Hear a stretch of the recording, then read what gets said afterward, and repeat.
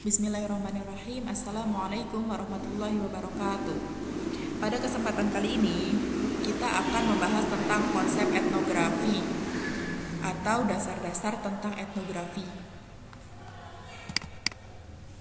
Nah, apa itu etnografi? Etnografi itu berasal dari kata etnos yang artinya etnis atau suku bangsa, dan grapein yang artinya gambaran. Jadi, etnografi itu adalah tulisan berupa gambaran tentang sesuatu etnis atau suku bangsa. Nah, apa yang ditulis dalam etnografi? Ya semuanya, semua yang terkait dengan kehidupan atau aktivitas suku bangsa yang diteliti itu semuanya ditulis di etnografi. Contohnya, tulisan tentang bahasa yang digunakannya. Kemudian ditulis juga tentang sistem mata pencariannya, sistem kepemerintahannya, sistem kekeluargaan atau kekerabatannya. Terus ditulis juga tentang aktivitas-aktivitas yang menjadi kebiasaan suku bangsa atau biasa juga disebut dengan adat tentang pemakaman, atau misalkan ada seseorang yang menikah. Pokoknya semuanya tentang aktivitas suku bangsa itu ditulis di etnografi. Jadi nanti si etnografi itu berbentuk lembaran atau tulisan-tulisan tentang suatu suku bangsa. Nah, gimana caranya si etnografer ini bisa menulis tentang sebanyak itu, bisa menulis aktivitas manusia sedalam itu? Berarti kalau kita mau nulis aktivitas suku bangsa dari mulai dia bangun sampai dengan tidur lagi, itu nggak cukup dengan wawancara atau observasi. Hatta observasi yang dilakukan adalah observasi secara mendalam. Jadi untuk menciptakan etnografi harus ada pendekatan, namanya pendekatan etnografi juga. Nah, di mana pendekatan ini mengharuskan si etnografer itu hidup langsung di masyarakat. Jadi beraktivitas bersama masyarakat sehingga dia tahu apa aja yang dilakukan oleh masyarakat. Jadi etnografi dalam definisinya itu ada dua. Yang pertama etnografi secara hasil, ya, secara fisik berupa tulisan-tulisan, dan juga etnografi dalam hal metode pendekatan untuk menghasilkan tulisan itu. Yang tadi peneliti itu harus hidup dalam aktivitas masyarakat. Nah, kenapa etnografi harus ada? Karena untuk mengetahui makna aktivitas mereka dari sudut pandang mereka, bukan dari sudut pandang kita. Nah, apa sih yang membedakan antara etnografi dengan penelitian lain? Yang tadi, ketika penelitian lain itu hanya dua metode. Yang pertama observasi, yang kedua wawancara. Nah, wawancara itu nanti akan ada lagi berbagai macamnya. Nah, kalau etnografi itu bukan hanya sekedar observasi dan wawancara, tapi ikut hidup dalam aktivitas masyarakat suku bangsa yang diteliti. Nah, peran etnografi itu apa? Kalau tadi ditanyakan kenapa etnografi harus ada, karena etnografi juga punya peranan. Yang pertama, memahami masyarakat secara kompleks. Dengan kita baca tentang hasil-hasil penelitian etnografi atau kita menjadi etnografer, kita semakin memahami bahwa ternyata masyarakat Indonesia itu kompleks ya. Ternyata jangankan dalam lingkup suku bangsa, dalam lingkup sakan atau kelas aja biasanya aktivitas atau makna aktivitas seseorang itu bisa beda-beda, tergantung pada sudut pandang orang yang melakukan aktivitas tersebut. Nah, penelitian etnografi ini mengajarkan kepada kita untuk menafsirkan, memaknai aktivitas orang lain itu dari sudut pandang mereka yang melakukan, bukan dari sudut pandang kita. Nah, makanya kenapa etnografi itu harus dilaksanakan dalam penelitian budaya. Yang kedua, perannya adalah menginformasikan teori-teori ikatan budaya atau pengujian hipotesa-hipotesa. Jadi hipotesa-hipotesa itu adalah bukan atom ya, partikel-partikelnya atom. Jadi hipotesa itu adalah partikel-partikelnya grounded teori, partikel-partikelnya teori-teori besar. Jadi hipotesa itu adalah asumsi yang sudah terkadang sudah dibuktikan. Misalkan gini, kalian baca tentang penelitian di suatu daerah. Nah, di buku itu dijelaskan bahwa di desa B itu masyarakatnya sering banget banyak yang punya istri 2, 3 atau 4. Dan ada yang peduli dengan eh, bukan ya, ada yang peduli mereka, ada yang mensahkannya secara hukum, jadi istri kedua, ketiga, keempat itu ada yang mensahkannya secara hukum, ada juga yang mensahkannya hanya secara agama. Nah, di penelitian itu ditulis bahwa ternyata aktivitas masyarakat yang punya istri lebih dari satu itu merupakan fungsi dari atau merupakan bukan fungsi ya, merupakan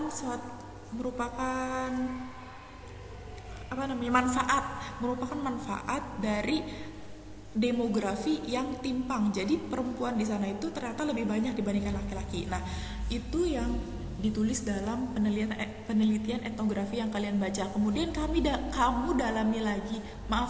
Yang penelitian itu bukan etnografi ya. Jadi itu penelitian yang sekedar kalian baca gitu, bahwa kesimpulannya adalah orang-orang masyarakat sana itu kalau mereka itu menikahi perempuan lebih dari satu itu karena untuk mengatasi ketimpangan demografi. Kemudian kamu nggak percaya tentang hipotesa itu atau ingin dibuktikan lagi hipotesanya, maka kamu melakukan penelitian dengan pendekatan etnografi dengan menyelami kehidupan masyarakat yang ada di situ, masyarakat desa itu. Nah, akhirnya ditemukanlah ternyata aktivitas masyarakat itu yang mempunyai istri lebih dari satu itu bukan untuk mengatasi ketimpangan demografi, tapi karena sudah dari dulu ternyata nenek moyangnya desa itu tuh emang sudah membudayakan punya istri lebih dari satu, misal. Nah, berarti penelitian etnografi itu tugasnya adalah untuk pengujian hipotesa. Jadi kita bisa mengetahui secara mendalam makna dari perilaku masyarakat. Nah, yang ketiga, penelitian etnografi punya peranan dalam menemukan atau membantah teori grounded atau grounded teori. Contohnya itu adalah penelitian Herbert Mead. Penelitian Mead di Samoa yang berjudul Coming of Age in Samoa. Nah, jadi ceritanya si Mead ini membaca suatu penelitian yang menyatakan bahwa kedewasaan seseorang itu tergantung pada tekanan jiwa. Nah, di situ Herbert Mead itu nggak percaya dan akhirnya dia melakukan penelitian etnografi dan akhirnya terbukti bahwa teori besar itu terbantahkan oleh penelitiannya Mead. Kemudian dengan kita membaca etnografi atau melakukan penelitian etnografi, kita semakin memahami perilaku manusia. Di sini etnografi yang tadi udah dijelasin mengajarkan kepada kita bahwa untuk memahami perilaku manusia atau memahami perilaku teman kita aja dari sudut pandang mereka, bukan dari sudut pandang kita. Jadi selalu ditabayun kenapa melakukan ini, kenapa melakukan itu, apa sih latar belakangnya dan segala macam. Bisa jadi latar belakangnya adalah perbedaan pemikiran, ideologi atau kebudayaan. Seperti itu. Nah, ini jenis-jenis penelitian etnografi. Jadi ada etnografi realis, ada studi kasus, ada etnografi kritis. Nah, etnografi realis ini ciri-cirinya pertama, peneliti berusaha menggambarkan kehidupan masyarakat tanpa mencampurkan refleksi pribadinya. Dia hanya bertindak sebagai peliput. Yang kedua, data yang diambil bersifat objektif dan diambil dari deskripsi kehidupan masyarakat. Yang ketiga, peneliti membedakan antara kutipan dengan interpretasinya. Maksudnya gini, dalam etnografi realis itu semua kehidupan masyarakat dia gali. Nah, ketika dia datang ke lapangan, ke desa atau ke daerah suku bangsa yang pengen dia teliti, dia hadir bukan sebagai seseorang, bukan sebagai dirinya sendiri, tapi sebagai seorang peliput. Apa yang dia amati, apa yang dia dengar, itu kemudian ditulis semuanya, dan dalam laporannya dia membedakan antara antara aktivitas yang tadi dia tulis dengan apa yang dia pikirkan atau apa yang dia amati tentang suatu aktivitas. Jadi etnografi realis ini membedakan antara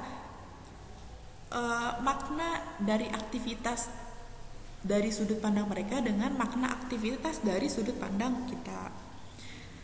Kemudian yang kedua adalah studi kasus, etnografi studi kasus. Jadi etnografi studi kasus ini tidak mengkaji kebudayaan atau mengkaji kebudayaan suatu suku bangsa secara menyeluruh. Jadi semua sistem aktivitasnya dikaji seperti etnografi realis, tapi studi kasus itu etnografinya hanya terfokus pada aktivitas-aktivitas tertentu atau waktu-waktu tertentu yang itu sifatnya adalah alamiah yang ditimbulkan dari aktivitas kebudayaan si suku bangsa.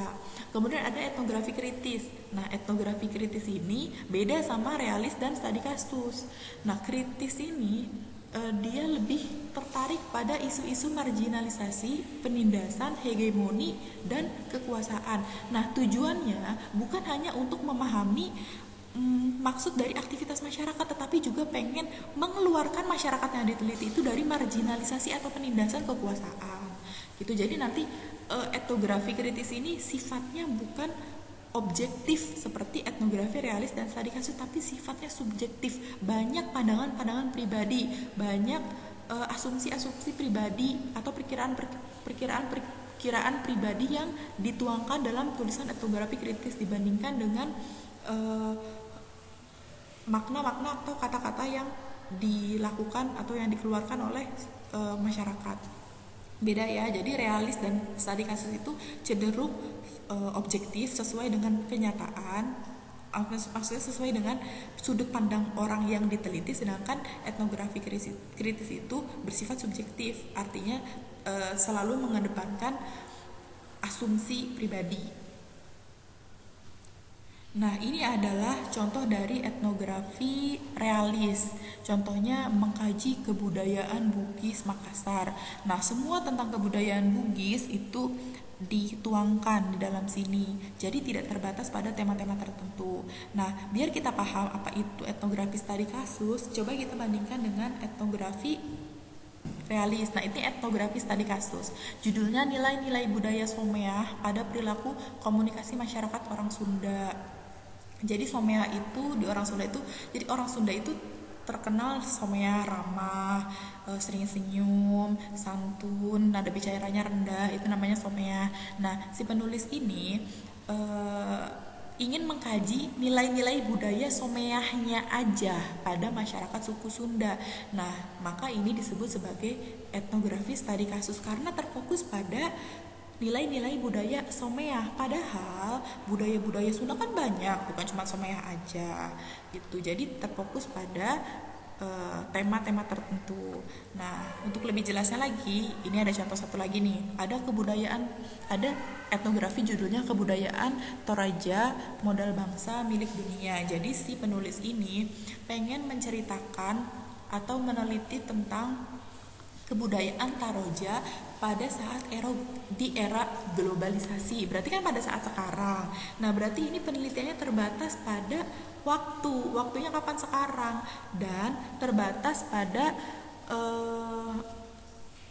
pemikiran atau ideologi masyarakat Toraja, yakni ideologi ini Talu Lolana. Jadi suku Toraja itu punya ideologi Talu Lolana.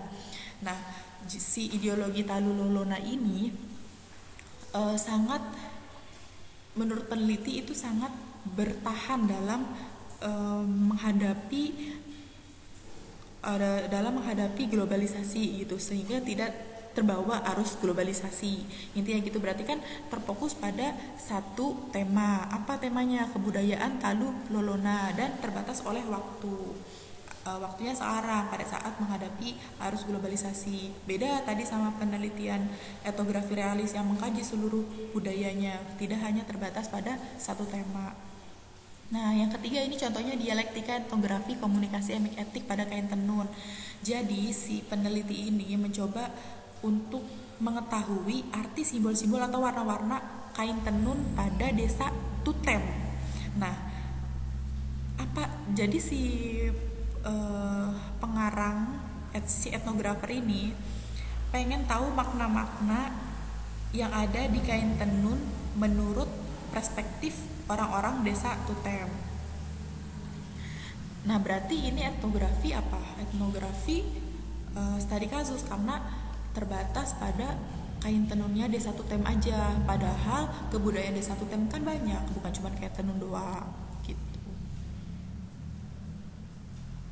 Nah, karakteristik etnografi sebenarnya gini, penelitian itu kan banyak ya. Terus gimana cara kita mengenali itu etnografi atau bukan? Yang pertama, tema-temanya pasti tentang kultur dan kultur. Lalu Kak, banyak juga penelitian lain yang tema-temanya juga tentang kultur. Nah, bisa dibedakan dari penelitiannya, jenis penelitiannya. Kalau misalkan jenis penelitiannya itu adalah etnografi, maka itu disebut sebagai teks etnografi atau penelitian etnografi. Kemudian etnografi itu selalu membahas tentang kelompok kultural, bukan cuman kelompok yang eh, punya masalah sosial kayak misalkan kemiskinan, slum area dan sebagainya, enggak, tapi etnografi itu cuman membahas kelompok kultural. Kemudian etnografi selalu membahas tentang pola-pola aktivitas atau tingkah laku suatu suku bangsa, keyakinan dan bahasa suatu suku bangsa. Kemudian etnografi itu bentuknya deskriptif. Deskriptif itu artinya paparan-paparan tulisan ya, cerita. Dan ada interpretasinya. Interpretasi itu adalah pemahaman dari si peneliti saat melihat aktivitas yang dilakukan oleh suatu suku bangsa.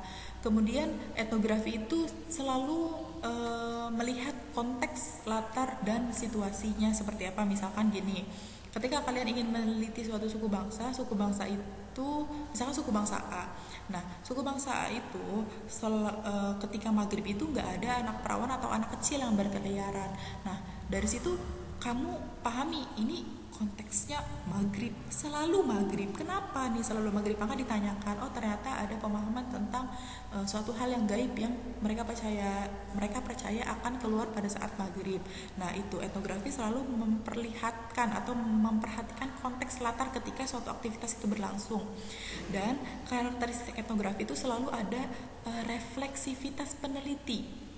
Jadi gini, peneliti itu pertama kali datang ke suku bangsa, ke daerah suku bangsa yang akan diteliti. Kemudian dia jujur sama kepala desa atau sama kepala sukunya kalau dia akan meneliti tentang hal apa, misalkan tentang hal kain tenun misalkan. Nah, nanti setelah dia tulis semua hasil penelitiannya, dia konfirmasi lagi sama orang-orang di situ, benar gak sih pemahaman saya terhadap aktivitas anda semua. Nah, itu namanya refleksivitas. Jadi di etnografi selalu ada refleksivitas dari peneliti.